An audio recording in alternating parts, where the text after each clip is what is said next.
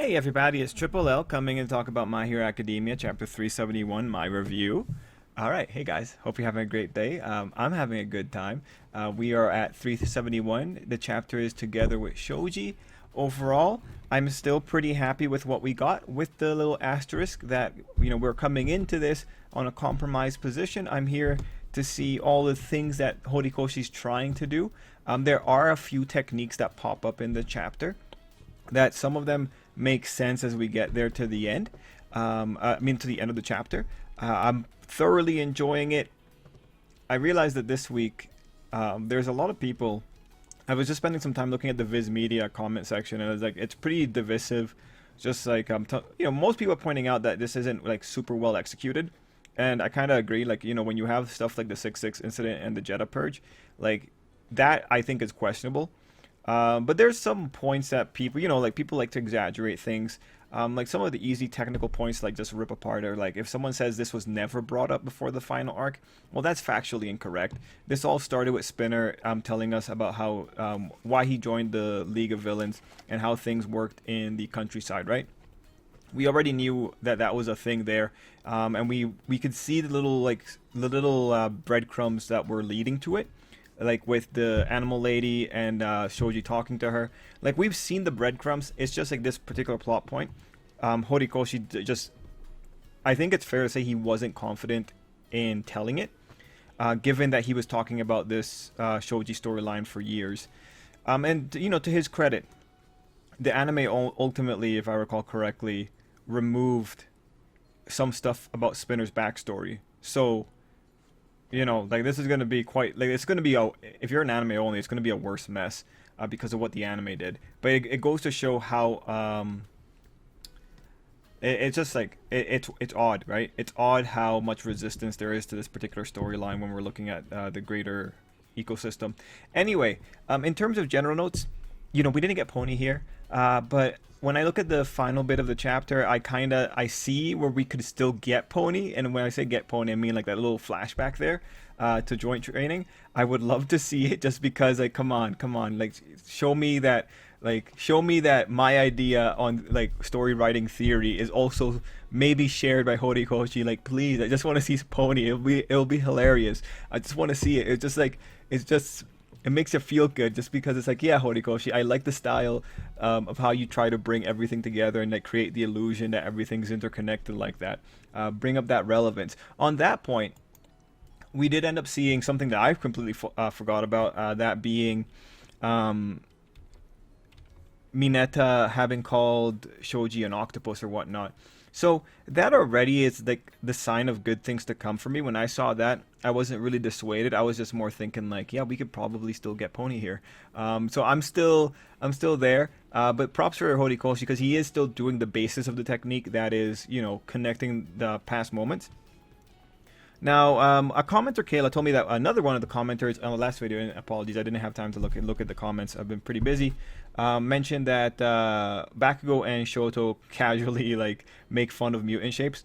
I think one big thing that you're going to ultimately see coming out of this arc, especially with Spinner and what he says at the end, is that, yeah, nah, man, like, it's okay if you want to call people names, man. I guess that's what's gonna have to be the message, as long as you don't actually act on it to a big degree. Because like when it comes to Bakugo's not calling people names because he doesn't like mutant shapes. He's calling people's names because he's just a dick in general, right? So you just want to keep it at that level of dickness, but not like the level of like zealot dickness. You don't want to be a zealot. A jerk is one thing, but then being like a monster is another thing altogether, right?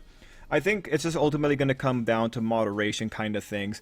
And you kind of see it when Shoji talks about octopus. It's only natural that my arms make people think of an octopus.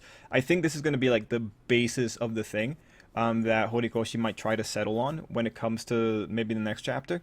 Specifically, it's like, if someone has arachnophobia, is it wrong of them to have a knee-jerk response and be afraid of someone that looks like a spider? I mean, it's a phobia, right? Is it wrong of them? Now, it's one thing to feel the fear. It's another thing to like take out some raid and spray the person in the face with the raid, right? Clearly there's a line there. It's a very common sense line, and I think that's ultimately what Shoji would probably advocate for. It's like, it's one thing to have a knee-jerk response. It's another thing to act on a really bad knee-jerk response. Now, when we're going over to Spinner, like the way that this could potentially connect is that ultimately you have Spinner here. He calls Shoji gross, like the great spokesperson is calling Shoji gross, and this kind of like calls back to what the guy was saying about people saying that mutant shapes give them the creeps, and how people who said that same line were the people that hurt them. You can like kind of stitch together a picture of like, all right, yeah, you know, if we're saying that fundamentally anyone that says this line or phrase or word or idea or feeling is a problem, then you have Spinner saying it. You could also develop a kind of thing where you say like only mutant shapes are allowed to call other mutant shapes gross. Given that the way our world works, that could potentially be something that you end up seeing here, although I would rather not. I do hope the overall thing is like, yeah, you know, like mutant shapes, we come in so many different forms that to some degree, yes, some are going to be grosser than others. But, you know, surface level responses are one thing. Escalating is another. And, like, I'm being very careful. Because, like, even within words, there's a hierarchy. You know, calling a person a name just casually is one thing. But, like, going and finding a platform and rallying people around the idea of treating other people as lesser, you know, that's where you can tell, like, the words become a problem. So, like, definitely there's a hierarchy here. I think, ideally, what Shoji would say here is, given the infinite amount of forms that people can take in the Hero Academia world, you know, finding some forms gross, like that's just naturally going to happen. You shouldn't be disallowed from making that comment, but it's got to kind of like stay there, right? I think that level of moderation is probably where we would go towards. And again, I'm saying this, but you can tell how many problems there are even with like just saying that words are okay, because it only takes one person to escalate from just making like back row level comments, like going and fully believing whatever it is that they're saying, which becomes a bigger issue. And like the reality is, like, I don't think Hero Academia is going to be able to go in that deep, because that takes more time, right? That's the kind of thing that you kind of base a whole series around. You don't deal with it in like 5 chapters. This is going to be like, it's pretty much, the thing is, like, the author I think is also aware of it, because like Shoji's saying like this is about making things better for future generations. It's like the first step to making the world a better place. Therefore, like, Shoji doesn't need to have all the answers right now. He just needs to make an effort to stop these guys from like taking it back 30 years. So ultimately, I think, you know, we can't really get a really super developed answer that covers all nuances, because there's too many nuances here. But we can get like the promise of a better future, which I think is still the best thing to do. And given that they're talking about, given that like we end on Shoji being called gross by another mutant shape, I think it should just go towards the rhetoric of there's levels, and there's an appropriate level, and there's like a clearly inappropriate level, and we should all just strive to keep it under control and not make things get worse. The good thing with Hero Academia, though, is that they've already proven that education and immersion with the other, in this case, helps. So you already kind of have the utopia forming, because the cities are able to stand as a place where you, like, they've already tested the theory, and they've already proven that it's possible for people to move past these, you know, really bad thoughts. But the other big issue is, and this is a problem with rural areas in general, is that rural areas without new coming into it usually fester. So this is just a fact of the world. Like, small societies isolated usually will breed stubborn ideas. So if you were to say, like, what's one of the big things that you do to get people away from this, is you probably integrate rural societies more into regular society. But that also comes with some unique challenges, because it's like, why are they rural? What is it that this rural area is exporting and producing such that they can stay viable in the economic stage, right? You'd have to kind of study our world to see if you could figure it out. But yeah, right now, the society, like this village-like societies that we're seeing here, Academia, I feel are a little bit more exaggerated, I think, than what like what a normal rural area would look like. And when I say a normal rural area, I mean a rural area in the first world country. Then again, I don't know. Kind of depends on where you're looking at. You know, like, given that there's so many rural areas, there must be some place that is as gross. Also, like, it's really popular in fiction to have like one isolated area, like just have like the weirdest set of cultural values. Like you've seen like probably many shows based around like this one hidden village somewhere in the mountains, and like how weird they are. Like, the tropes are there. Like, either they're cannibals, they kill travelers and eat them, or they like worship some devil or like human devil. You know how it goes. Anyway, overall, when it comes to like the story we're seeing here, I'm still excited to see the techniques that Horikoshi is pulling out here, and I will walk through some of the ones that I think I've spotted and let you know what I think. I don't think this should take too long, because I think that little opening conversation covers a bit of it. Again, one big thing I want everyone to take away from this is that I think this is a relatively nuanced situation that just cannot have all its nuances covered in 5 chapters, and to some degree we kind of have to accept that, and we have to see if Horikoshi can produce a kind of message that says like things can get better in the future. It just starts with people doing better now.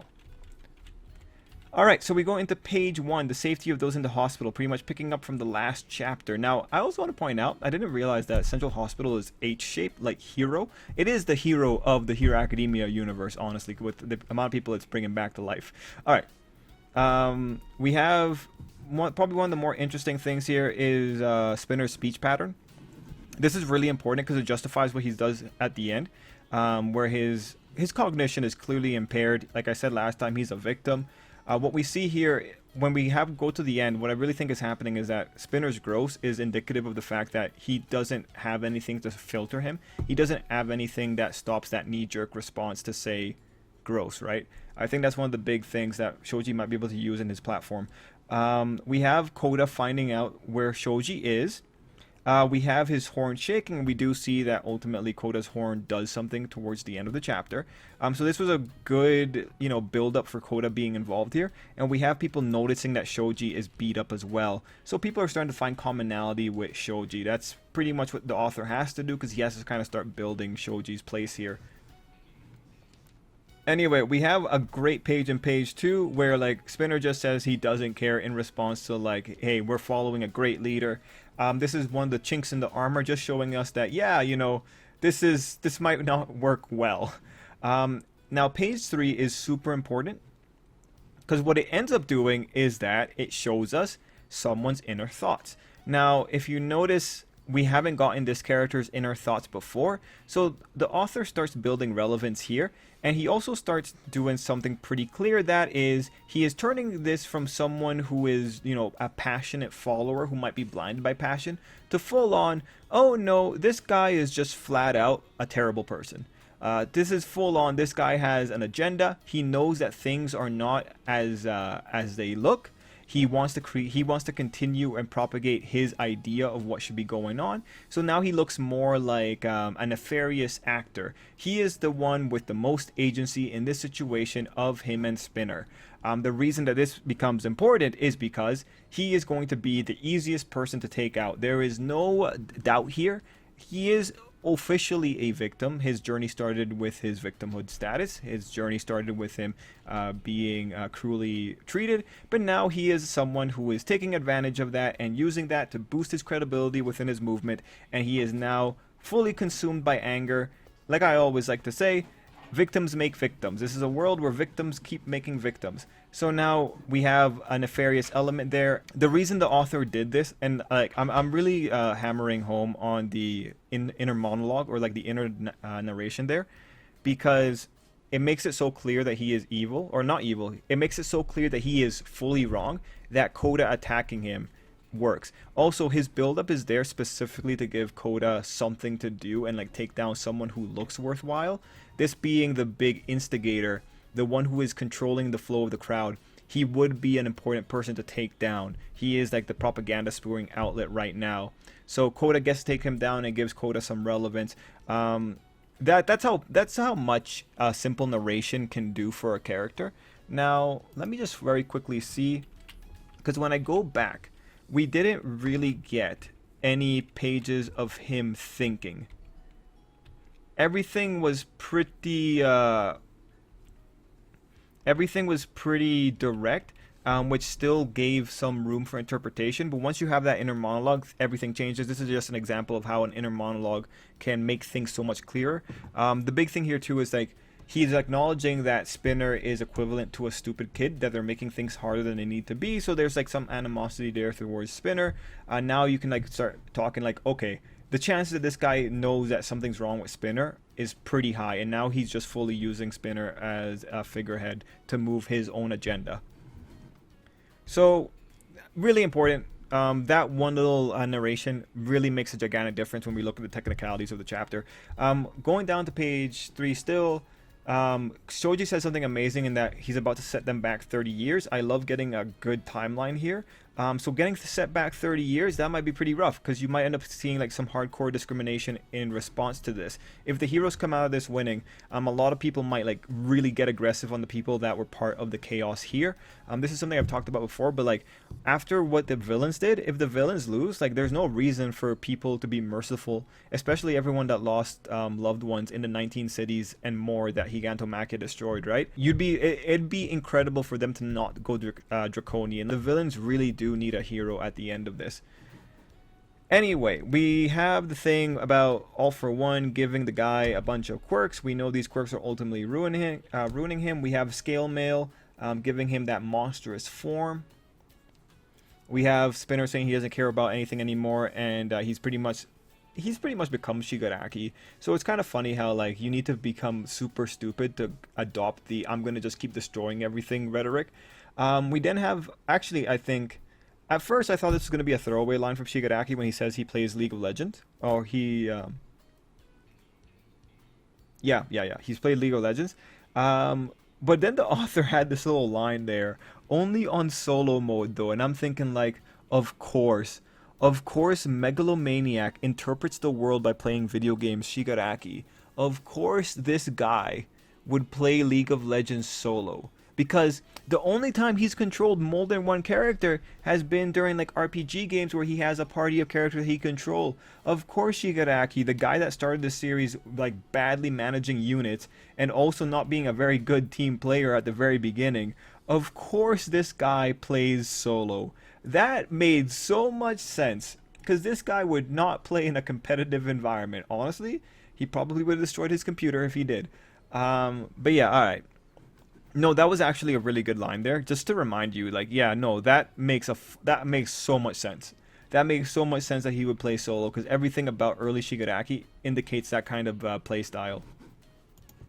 He also didn't have friends, so like, you know, that's still like everything fits there. We have page 5 where we see Shoji losing a couple of hands. Again, the author loves getting like rid of Shoji's hands because Shoji's the only person that can actually regrow them. But just remember, that hurts probably as much as a hand coming off. Shoji is by far the best for this kind of damage. Anyway, we have page 6 where Shoji is somehow able to get away from the damage. I'm not fully sure of the physics there, but whatever. We have the super hardcore propagandist going hard. I think once you have anyone, you know, calling yourselves martyrs for the revolution, that's pretty dangerous, because like once you start saying martyrs, you're saying like, oh, hey guys, we are the people who are going to die for the revolution. We die with good ideas in our hearts. Blood spilled today will lead to the rights for future heteromorphs. I am pretty sure he's not expecting to die himself, because that's usually how this kind of stuff goes. But at that point, that's where you've kind of gone too far. I would expect more people to kind of like realize that, because I'm pretty sure a lot of people down there aren't going into that fight thinking they're gonna die. It's actually kind of interesting to say that they would die when they have the overwhelming advantage. I don't think it makes sense to say that you're going to be a martyr when you have the overwhelming advantage. I kind of feel like that might impact morale, but I don't know. I'd have to study speeches from war generals who had a clear advantage. Anyway, Koda has his little thing going on with his horn, and we go into the flashback explaining Shoji's backstory. Now, people were upset about this just because, you know, it would have been nicer to have this happening in a slice of life segment instead of having to get the context when the context is required. I mean, you know, like I've talked about this kind of stuff before, but this is kind of Horikoshi right now. See, like the reason that I would be careful with this is because giving flashbacks to give critical context to a chapter has been what he's been doing since the start of the final arc. I've already like said my piece about what I think about this technique. There's no point in continuing to complain about it again, this is just the style of Hero Academia. Like all my criticisms are wrapped up in like the style right now. I don't think works very well. Now this one comes with other things, as it tells you like, oh, we could have had more slice of life. My answer to that will always be like, Horikoshi doing slice of life gives him stress, and it's probably better for him not to do it. That said, it would have been nice if he could have pulled it off, but he didn't, so we're getting it here. Now, White Despair had pointed out something interesting with the comment about the parents didn't have arms like his. So he pointed out, was Shoji a mutation? Because that's actually pretty interesting. I didn't even consider it like that. I would have just thought like, oh yeah, maybe they had qualities of it, and then they came out together like that. But yeah, one cool little thing here is that if you look right here, it looks like that's a mother that's scared. That might be Shoji's mother right there, and maybe the father. Anyway, another critical thing here is that we find out the textbooks actually do talk about this situation that's going on in the countryside, which I think makes this much worse. Because, yeah, like that speaks to a higher level of awareness. And yeah, like that's one of those spots where it's like, that's a definite big strike against Hero Academia society. If they have the time to write that in textbooks and like distribute it to UA, one of the premier schools on heroics, I'm surprised this wasn't a bigger issue.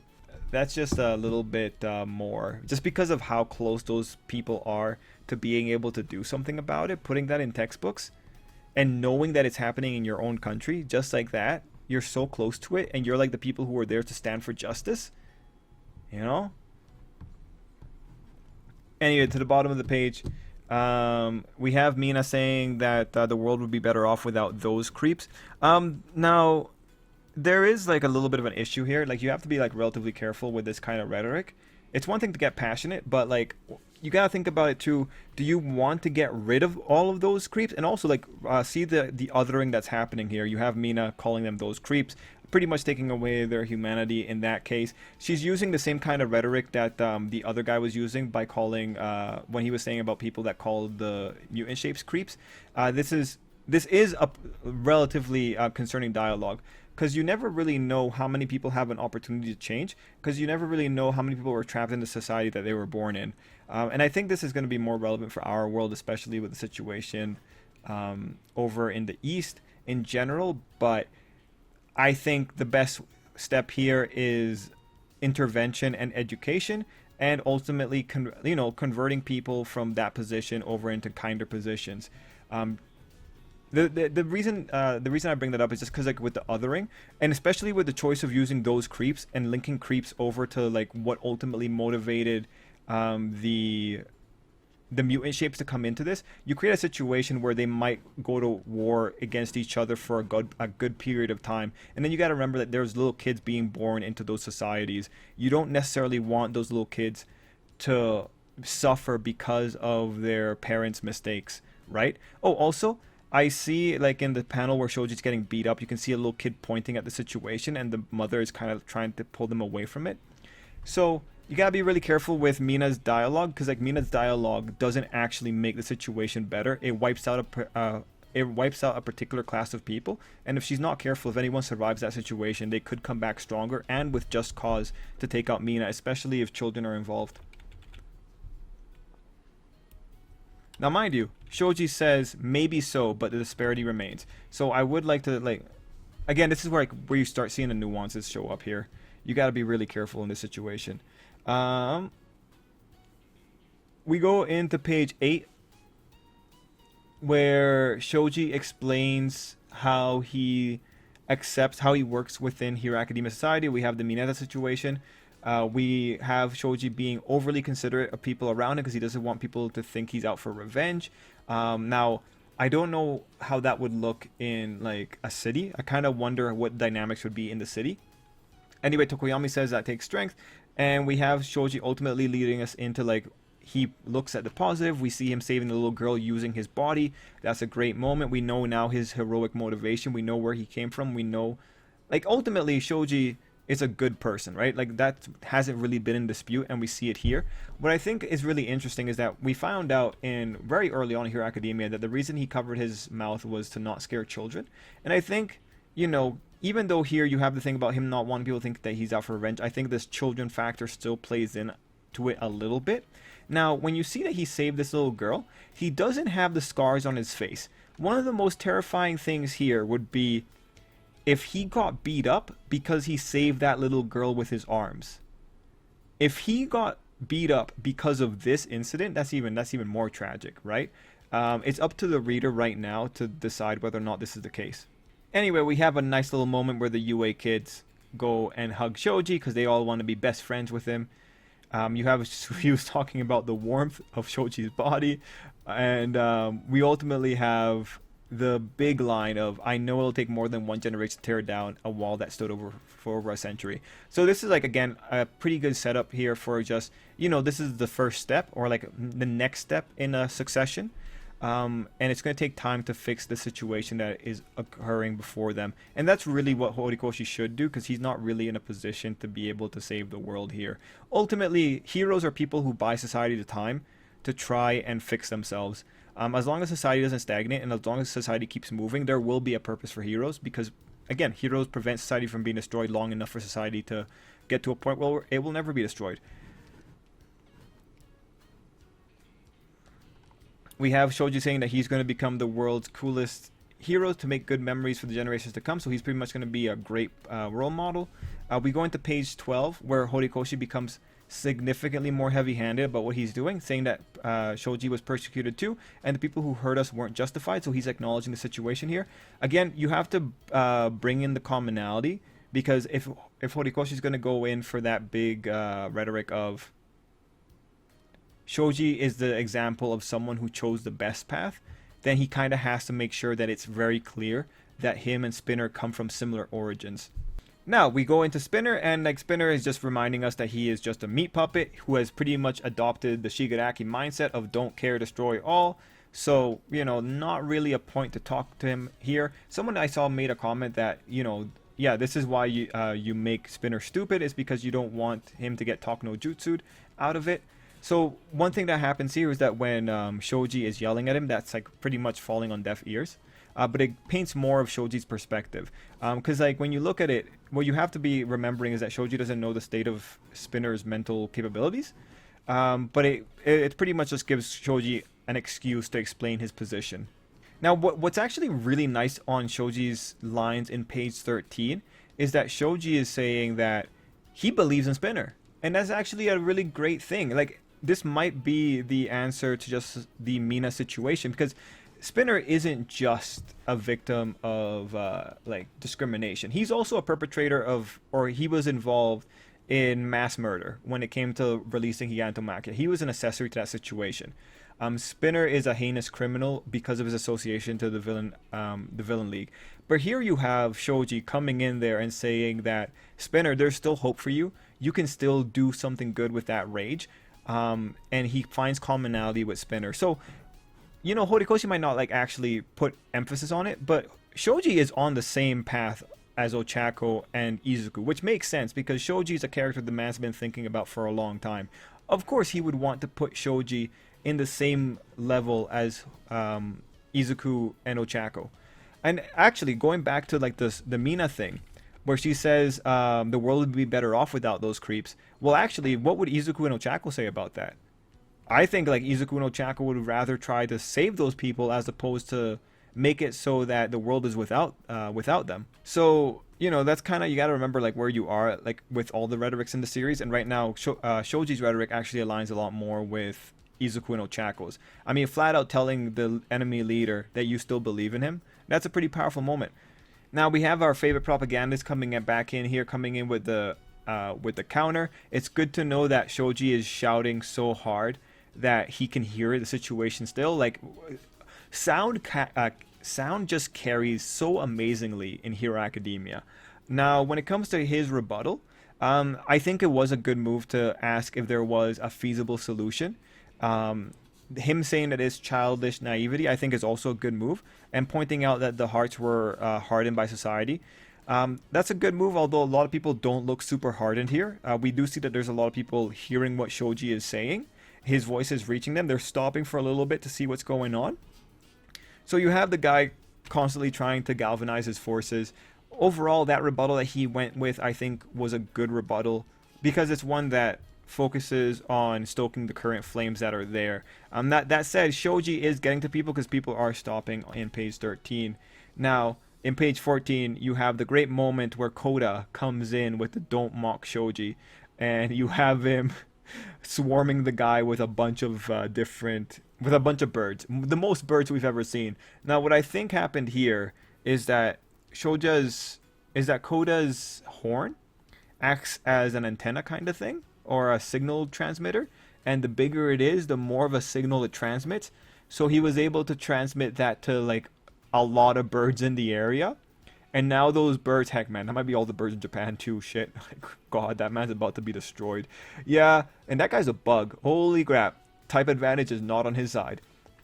Anyway, Koda coming in there, he gets to take a piece out of a big villain in the situation. And I think if that's where this ends for that guy, I think that's pretty good. You get to have Koda do something good. You built up a character for Koda to take down. And then we have Shoji wrapping his arm in eyeballs, which again, I have to ask, like, why? You know, you can just wrap it up in an arm or a tentacle, but like, did you have to put the eyeballs in there? Like, I guess, like, you know, if you're talking about, yo, I'm going to be an inspiration to all the gross kids in the world, it's like, yeah, you know what? Cover yourself in eyeballs because you're showing that it doesn't matter how gross you are. You're still relatively badass. But yeah, it does set up Spinner really well for the gross. And you just have Shoji ultimately going, this is who I am. He's accepting it. He knows what he's about. He's going to be a hero as gross as he is. Honestly, though, like, that's pretty cool, though. Like, that's a pretty cool shot of Shoji, alright? Like, that's a really, really cool shot. Anyway. Overall, it's an interesting chapter. I really enjoyed it. I realized I didn't give my ratings for last week. For me, okay, so, like, we have to go in it with the asterisk that I think this is a compromised position. We already talked about the problems. In terms of what I saw here, there was nothing overtly offensive in the technicality here. Aside from, like, you know, accepting that this is a fundamentally weak approach because of how difficult this particular topic is to, like, do in shonen manga. Like, on a technicality thing, though, the use of the techniques that we're seeing here, the use of, like, the narrative techniques, like, if I was to say, like, what the best moves here are in terms of the chapter, having Shoji speak in no uncertain terms, like you're gonna set us back 30 years. I think someone also said 100 years here somewhere. Okay, I can't find the spot that I think might have said 100 years. Doesn't really matter. Regardless, having Shoji be the voice of reason was a really good move. Having the propagandist have his inner thoughts was a really good move because it kind of paints it. Now you could say that, you know, you kind of had to, like, super make this guy relevant in order to give Koda a target. And, you know, maybe you could have made him relevant earlier on. I could be swayed to agree with that point. You could have made, like, but that goes to, like, all the people from the Paranormal Liberation Front. You could have made them better than they are, but, you know, it's another issue. It ultimately comes from just the time. It's just not enough time to get that going, and I think Horikoshi's too worried about losing momentum in the manga. In terms of Koda having his mutant shape awakening here, I don't see anything offensively, like, you know, I don't see anything offensively bad about that.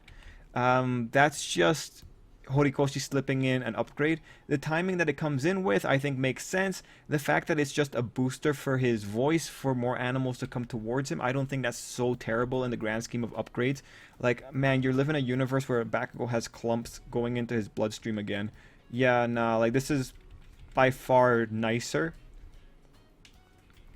In terms of, like, the outrage score, there wasn't a lot of outrage this week. I feel like it's just people, like, kind of either sad or, you know, lamenting the fact that this could have been handled better, which I think is okay. So let's see, how would I rate this? Oh, you know what? Another good thing that Horikoshi did was having the signs of, like, the back and forth between Shoji's point and the propagandist. Seeing people get swayed by Shoji and then get regalvanized by the propagandist. Really showing that if the propagandist isn't there, you're going to end up losing the crowd. It's like, in terms of the Ochako situation, it's a little bit better because you can see the active change and you can see, like, the forces struggling to keep control of the mob. Okay, so going into it, you know what? I would give it like an 8 for the technicality, taking off the points just because, you know, just accepting that we're in a hard spot here and that there are things that could be done better, and accepting that there are like weaknesses that are going to occur here. Um, and then for the outrage, you know, like it is pretty interesting to see what people are talking about. But the thing is, like, most people are in agreement that it could have been done better, and I don't think there's going to be anyone that says that this is absolutely perfect, right? It's too much agreement. Also, the spinner derp face was amazing, so like props for that for Horikoshi. Anyway, guys, let me know what you thought down below, and yeah, man, till next time. I hope you have an absolutely great day.